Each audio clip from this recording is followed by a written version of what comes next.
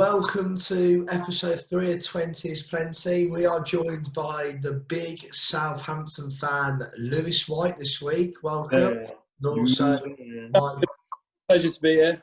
Yeah, and also my co-host, Joe Paul. So, Lewis. Evening, folks. Well, talk to me about Southampton's season to start with. Are you happy with the way it's gone? With the players and the owners we've got, yeah, probably. Maybe at the start of the season I was expecting something a bit more, but we had a very, very poor start. Only really sort of came to life mid-season around the Christmas period, where we beat Chelsea away and then Tottenham at home. And then from then on we sort of pushed on a little bit. I think we look really good actually coming back from obviously when it's been now we're back after coronavirus and stuff like that. Against Norwich, obviously it's only been a game, but we actually look very sharp, which we never did beforehand. So obviously we've been hitting everyone's been doing their sort of routine and workouts and stuff like that. So yeah, it's good actually. I think in general, sort of mid-table will be our best bet, even though we are obviously everyone's hopeful that we do get that 5th place, but we're 9 points. You're mad, yeah. You've got to be hopeful. You've got to be hopeful. Mate, you heard it here first. Southampton to finish 5th. I was thinking more like you were going to say. Not long ago. What you were going to say, survival's key. Not 5th place. So yeah, to be like you mentioned on the game yesterday, I know people can say it's only Norwich, but you still got to beat them, and you beat them 3-0 convincingly. I thought it was important. Danny Ings got an early goal because it seems like he's going to come back and hit the ground running again. I think that is a difference from a lot of the teams, like the bottom 6 to the 6 above them, is a good striker. And I think Danny sort of brought that to you. I mean, he's got to be He's got to be top 5 goal scorers in the league this year. And he probably, you reckon he would have gone to the Euros? Yeah, definitely. I personally would put him up there as third best England striker personally. Maybe we were talking obviously about Kane being injured and all this stuff. I'd put him up there though, because I think that's his 16th goal this season in the Prem, which I'm 3 behind Vardy. I mean, don't get me wrong, there's a lot of other players around him who've helped him get those goals. His hardest job is putting in the back of the net, isn't it? Really? We've always needed, like, obviously, club legend Ricky Lambert went to Liverpool. James Beattie. Years back. We've sort of missed that a bit. We had Graziano Pello, and that's always been our sort of, we've always had one key goal scorer, like, since our rise from League One, we've always had that sort of goal scorer. But last few seasons, under a few different managers, we haven't had that. And now Danny Ings has come back and he's playing really well. Worth the 20 minutes.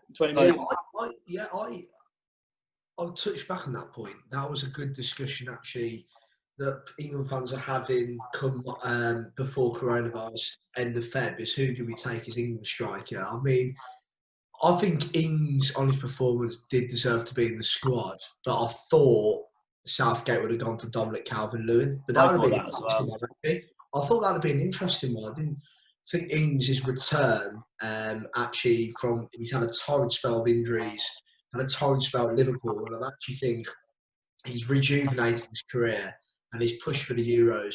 I think still on. Can't write him out for next season. We'll see if he continues it, but I think he will. I think he's always known where to go.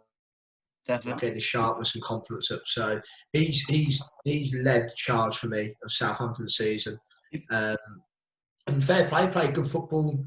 The game against Norwich, thought you nullify Norwich early doors. And I thought Norwich looked good for the first 10 minutes. They looked a better team, and then they just don't know what happened. Defensively, looked so just went to pot. I think go on.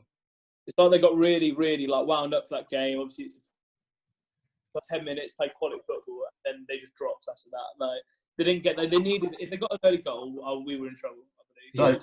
So Lou, you mentioned they finished 5th.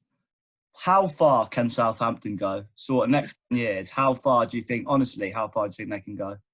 I don't know. We've always been known for the good academy, and obviously only a few seasons. No. Southampton's first team next 10 years. What can they? Champions League. I think. Can they finish do you reckon they can finish Champions League the next 10 years? Definitely. We're taking the title next season, mate. No. No, seriously. What's your ambition as a club? Because where'd you I go? believe we want to get back into that top 10 finishing, like which we sort of lost the last few seasons, scrapping for relegation. I think if we can get up top half of the table next season, and then we can really push on the next few seasons after that. But we need a platform, and I think this season is a good platform. And then I do think, I think we can push for that Europa League again. Obviously, the time when we did have Europa League, it was a completely different league. We had obviously Liverpool slipping down. I think Liverpool finished behind us both times, like when we got Europa League and all this stuff. So it's a lot harder nowadays, but I still think we could do it, definitely. I mean, you've got it. Well, should we move on? We'll just have a quick chat about how you think the football's been coming back since the break, since obviously the lockdown break. What's your opinion on what have you thought of the games that you've watched over the weekend? Now are sort of back in full flow. Slow, so slow. You said that slow as well. That's so slow. I'll just go back. I don't think there's many goals as what there were before, from what I remember. My predictions were awful. I was going 4-3, like stuff like that. It was like fucking terrible predictions, by the way. Terrible predictions. I'll hold my hands up there. Absolutely awful. But we'll touch upon that later, I'm sure. But I just thought slow tempo. People predicted it would be like a training game. The atmosphere seems to take. It just feel like training matches. I mean, I don't know about anyone else, but when it wasn't my side, when I weren't watching my side, I just struggled to watch. I mean, Everton versus Liverpool. I enjoyed it. Local derby, and I was nearly falling asleep. It was that bad. I think it was local derby. What I've found from it is like the teams that you used to see, like people used to like press the ball quite a lot, and it definitely seems like due to like energy levels and tactics managers have gone, all right, we're not going to go out and press the ball as hard as we would before the break because of fitness levels. You don't want to go out and press the ball for 60 minutes and then flag for the last 30, and I think it just slows down the turnover of play. I think the heat plays a part. I think the heat plays a part as well. I mean, you see the water breaks. I think they're stupid. They're stupid. You need to drink water after 22 minutes. But have you seen the weather for this week? It's going to be 28 degrees. I don't give a toss if they're playing in the Saudi Arabian desert, like football for 45 minutes without having a drink. Like, I think they're going to be they're going to be cautious, don't they? Because I think they all have their own water bottles and all that. Yeah. It's not like they can hop off and have a quick drink. It slows the game down, though. Like, it's way too much. And I also think that about the five subs as well. I'm not sure. Like, obviously, I think it's all sort of being agreed by the clubs, but I don't know you have to find the tempo of the game. Obviously, at the moment, it's not very tough to do that because it's pretty slow. But I mean, when you've got 5 people coming on, 5 people have got to find that tempo, and it just kills the game, I think. Half the team, so it's half the outfield teams, and 5 subs is great if you're Chelsea, Man City, Liverpool, and you've got 5 players worthy on. I don't know about you, but watching Villa, we ain't got bloody 2 subs worthy of coming on the pitch, let alone 5. Like, I think it's another excuse for Dean Swift to use, as I've heard. But I totally agree. I think the more money you have, the more it benefits you. So I think you look at Chelsea's bench and City's bench compared to down the bottom. It's just most of the like City's bench would probably finish Champions League. Right, all right. We've got to move on to the first game. So first game, the biggie, probably the biggie, Chelsea and City, Chelsea Man City. Lou, what did you thought of Chelsea and Man City? You managed to watch them over the last 5 days? You managed to watch them? Yeah. Lewis, what do you think? What do you think about that game, mate? Talk to us about that game. Well, I've gone. I mean, sorry, am I doing? Okay, you can say it, mate. You can say whatever you want, mate. Just mess up the whole podcast, mate. That's fine. Just do what you want. I didn't really watch the Chelsea Villa game. Obviously, I've seen they've. I mean, I don't know if you were deserved of the 1-0 lead at half time, but I sort of watched that Chelsea Villa game. I've seen that, and I'm not too hopeful. But I think I've gone for Chelsea 1, City 2. I'm not sure City will drop points the rest of the season. I can't see her doing it. I don't know why. I've just got a feeling they're obviously a really good team. With that 5 subs, like we were saying, can't do much. And Chelsea, I think. Well, I mean, I've been sort of looking. Obviously, they've just got Werner confirmed, and I can fully see them next season challenging like the likes of City and Liverpool with Werner and that. Where it is from Timo Werner from Leipzig. And Ziyech from Ajax, yeah. But go on, Luke. No, I was just going. I've gone for 1-2. 1-2. Gone for 1-2 as first. 1-2 in order. 1-2. That's Testing. It was a 2-step, Lewis. So I've got a good stat, Seeley, which you might like. So obviously back in, I think, November,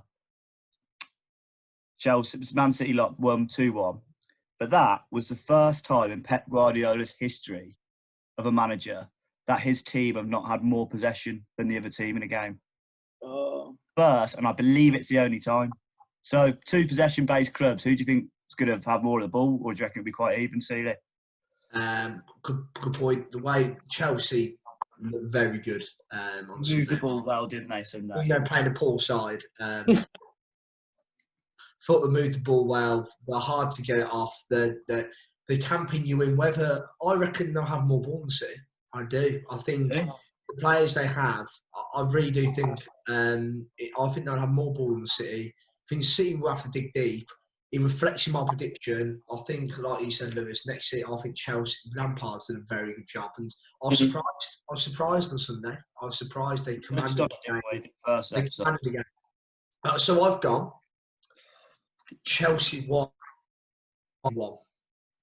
Sorry, say that again, CD. You lagged on my... That's right, mate. Chelsea 1, City 1. Cool. I think this game will be... It's big for Chelsea. I think if they win this, they definitely push on and get that top 4 spot with a confidence. If they got a hide in, though, different story. I've gone 2-2. I think Chelsea look good team. Goals. Match them. I love goals. But I put all the 3 predictions on screen now, so you can see them coming across, and we'll move on to the next game. Newcastle versus Villa. Lou, I'll start with a question for you. Are Aston Villa staying up this season? I think it's going to be very, very, very close. I don't believe they will.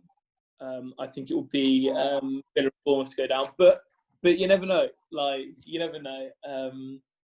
I think Villa. I think we were talking about it earlier. I think I'm not sure Dean Smith is the correct manager. I mean, I know he's a Villa fan and all this stuff, and he's done wonders in the Championship, but I just don't think he's the right. Looks a bit out of his depth, doesn't he?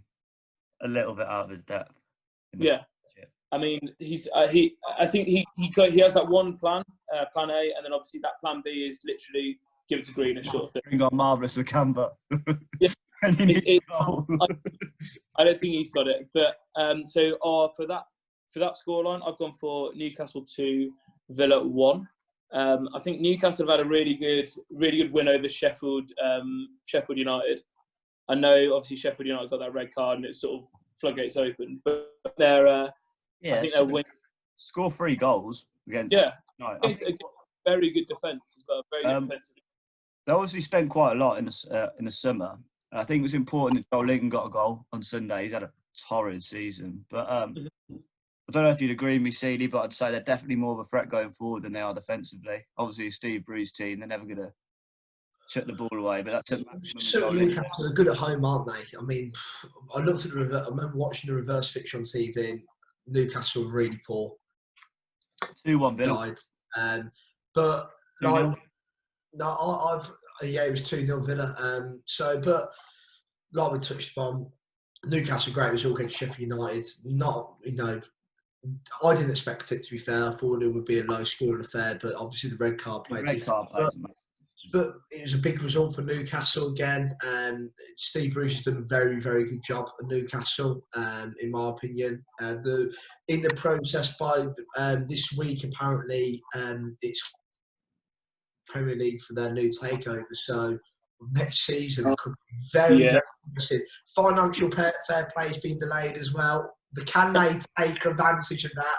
Could they be the new Man City? They've got the platform, they've got the fan base, but touch upon Villa, I think, unfortunately, it was a different brand of style that we saw on Sunday to what Dean Smith was promised. And I remember him saying that at the beginning of the season, even Manchester City, we would give them a go. Sure, 27% possessions, giving the side a go, especially do you know? minutes. So one thing I couldn't get on, I know we've had this discussion, so you don't agree, but the sitting back on the edge of the box is when you get the possession of the ball back. I've got nothing against playing long ball, but there's a difference between long ball and just whacking it. There's a difference between it. Like, you whack the ball. We weren't playing long ball. We were winning the ball back and straight away just thinking, boom. That's between winning the ball back and then getting your head up and actually trying to play a pass which could actually, like, over the top in behind them or actually towards your striker. It was not that. It was panicking. I really don't want to make a mistake. There was no one there at the bottle that just went, actually, we need to actually try and get a foothold in this game. But I won't get into it because I'll start crying or something about it. Honestly, I was close to tears Sunday afternoon after that. Oh, so I've gone 1-0, Villa 1, Villa dual win, need a win. I'm going to predict it. You would never get Lou, remind us of your prediction, please, mate. I said Newcastle 2, Villa 1. I've gone for Newcastle 1, as Lou would say. I've gone for Newcastle 1, Villa 2. 1-2. No, the two All right, next game. Let's start talking about Saints then, Lou. Versus Arsenal. Surely they're there for the taking. Arsenal are, aren't they? I mean, I think they are on the place they've been in for 30 years, I'd say, maybe. They are literally, I mean, they are, I think, horrendous. Obviously, Leno out as well. I thought he was probably one of the best players there this season. Obviously, they've still got a good keeper and whatever his name is, but yeah, I mean, he's an... Exactly. Who is it? Macy or Martinez? I've never heard of them. But yeah, no, I think. Coffee. Oh yeah, true. I'm only joking. And like we touched on, I think Southampton are doing looking quite good. Since we come back, so we'll see what happens. I don't think Arsenal are at all. Obviously, that loss to Brighton will be a kick in the teeth. So you never know; they could come back absolutely firing. They've got some good players in there. Obviously, of course, they have Aubameyang, Lacazette. They've got Pepe, scored a great goal against Brighton. But I've still gone for Southampton 2, Arsenal 1, up the Saints. So the Saints gone. Not a bad shout. So Seeley, there. I know Lou touched on the Leno thing, but I want to get your opinion on what's Neil Maupay doing. Is that naughty, or has he got? My first reaction was he's gone for the ball. I've watched the replays, and as a player myself, he's gone to let him know he's there. Yeah, in my opinion, if you do that in the centre of the pitch as a player, it's probably a yellow card. Didn't intentionally go to do him, I would say, but he knows exactly what he's doing, Neil Maupay. He's that kind of player. He's had previous for it. I know that because I've seen it against. It's part of his game, though, isn't it? It is part of his game. Like, it was free. It was a free accident. He didn't mean to do that, but like we touched back on, we spoke about Leno in the previous episode. Leno was a bright spark of Arsenal's season. Now, probably after 1 year, that is put him out for 1 year. I was going to say he's not back for the rest of his calendar year. Well, unless they go out and buy another keeper, but then if Aubameyang goes for free when his contract goes or whatnot, or goes for a cheap figure, both of their best players are not. They're going to have to replace them both. So I think Arsenal in a terrible situation. He needs a season done. Arteta might be able to turn it round. What scoreline, Seeley? What do you think? Southampton 1, Arsenal 1. And I've gone for the same result. Lou, can you just remind us your result? Yeah, Saints 2, Arsenal 1. But they're going to need to start beating teams like Arsenal if they're going to challenge the Champions League in the next few years, aren't they, Lou? Like you predicted. That's what you think about that. Saints. Can you imagine it? Saints go to the Bernabeu. course we will, with Danny Ings. Danny Ings wins the Ballon d'Or. Southampton need that win to push for 5th place this season. Who we got next then? I like the look of this game actually. Spurs West Ham. So Spurs, what do you think of Jose Mourinho, Lou? Good manager? Would you have him over? Sorry, I forgot your manager's name. Yes, or am I? Would you have Jose in over him? Oh no! I agree with you. I think Mourinho is probably up there with the best managers ever to have managed, but at the moment, at the end of the day, he's won however many. Everyone's entitled to an opinion. And he's won however many leagues. He's won a couple of Premier Leagues. Like he is a very, very good manager. However, now, pardon? Is he finished? Is Mourinho finished? Will he win another trophy? I personally think he's seen it. I think football's changed, and he hasn't changed with it. He still thinks he's the mastermind behind everything. I hate it when managers come out and slate their own players. Sometimes I think maybe people deserve it, but not the way he does it. I don't think going to the press and all that about their own players. Dressing room, innit? Yeah, just sort it out behind closed doors. And I think that's what he does too much, and he tries to be too open and all this stuff.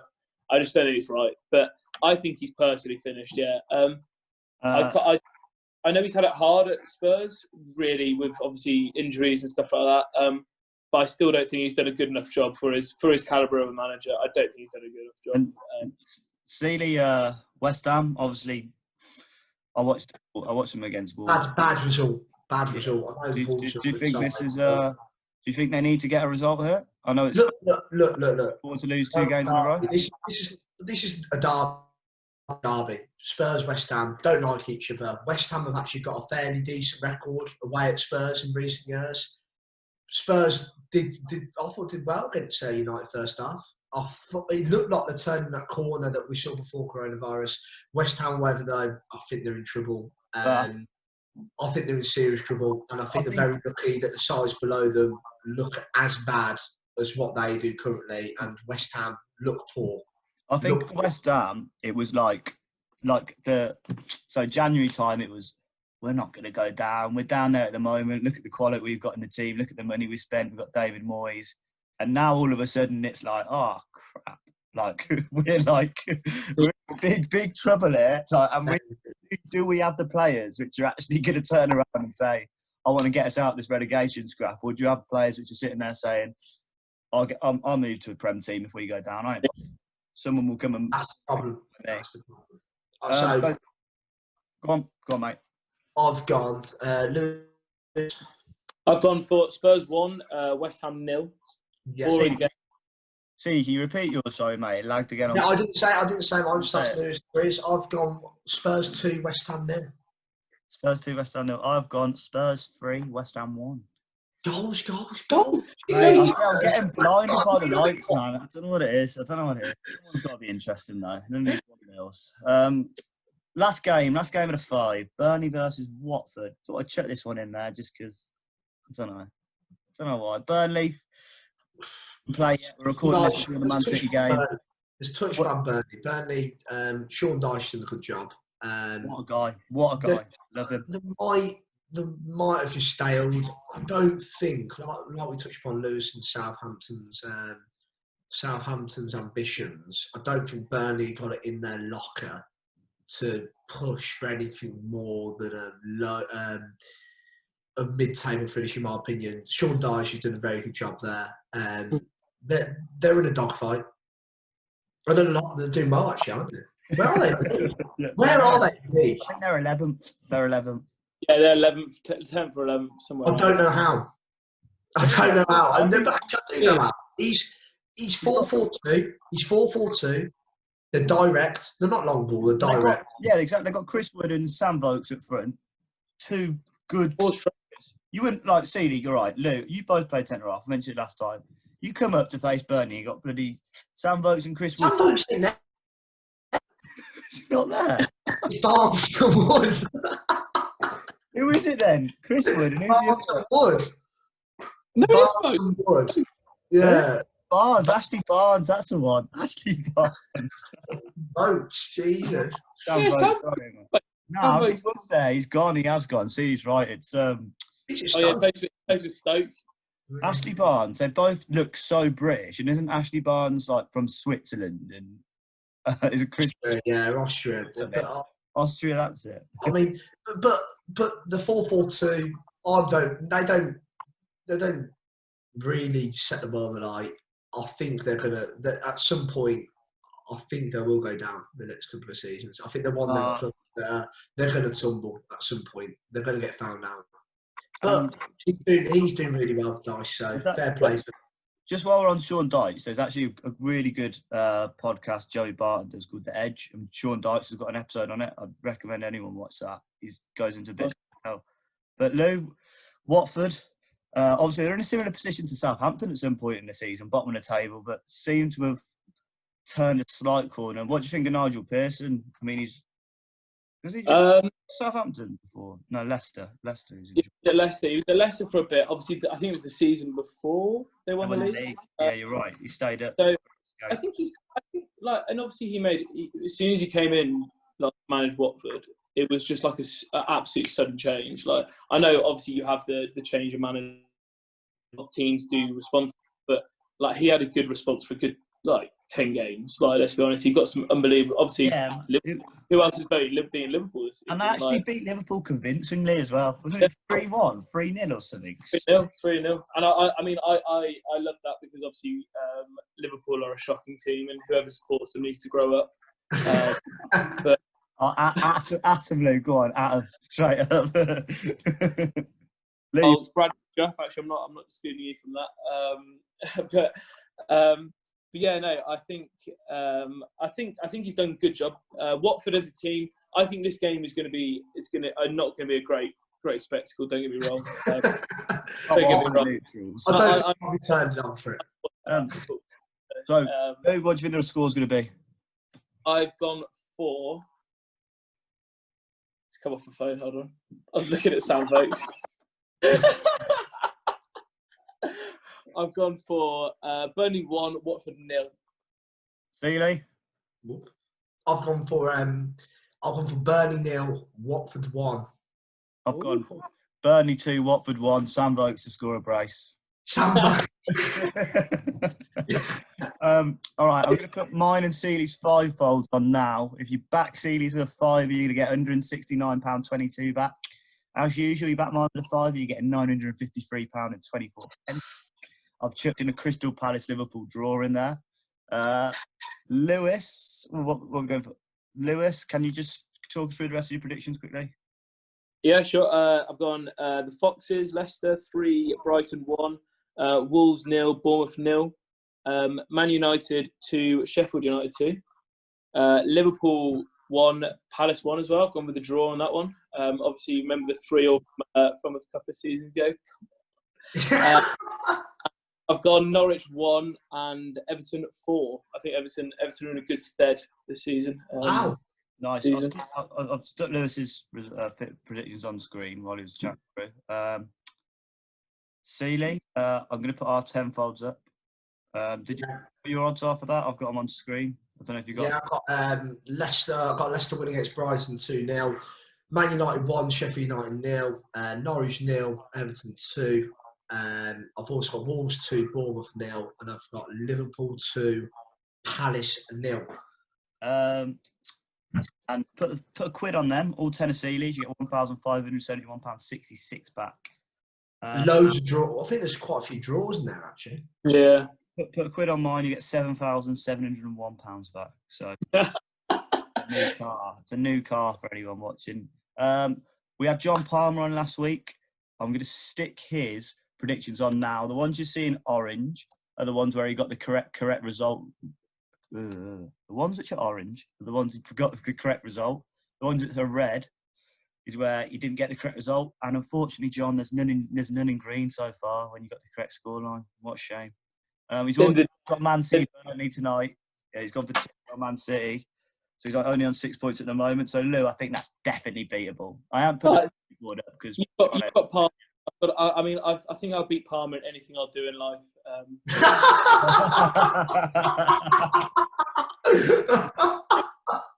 You heard it. Palmer, I don't know how you're going to react. Leave it in the comments. That's yeah. So, Lewis, just before we finish off, who is the player to watch for this week? Player to watch for this week. Oh, is this in Southampton or in general? Anyone. If you think it's going to be a Southampton player, mate, you say it. Right, give me a second. I have to work this one out. I didn't actually go through this. All right. Might have to go.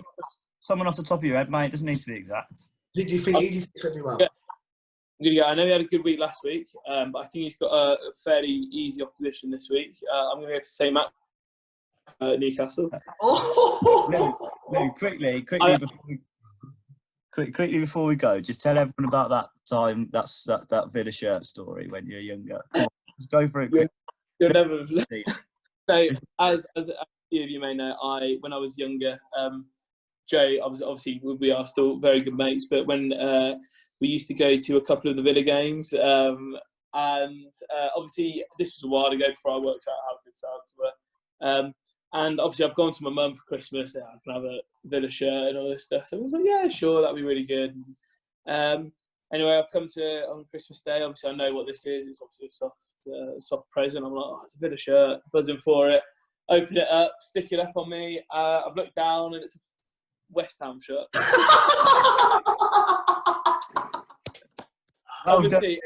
Well done.